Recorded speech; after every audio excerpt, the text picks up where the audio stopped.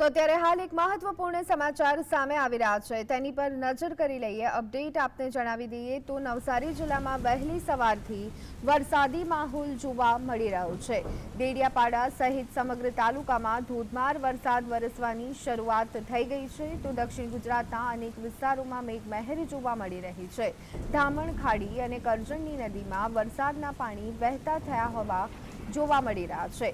સમગ્ર દક્ષિણ ગુજરાતમાં હવામાન વિભાગે આવનારા 7 દિવસોમાં ભારે વરસાદની આગાહી કરી છે। એક સાથે રાજ્યમાં 3 જેટલી સિસ્ટમ સક્રિય થતા જે વરસાદ છે તે સૌરાષ્ટ્ર અને દક્ષિણ ગુજરાતને તો ગમરોડી શકે છે, પરંતુ તેની સાથે સાથે સમગ્ર ગુજરાતમાં પણ મેઘમહેર જોવા મળી શકે છે।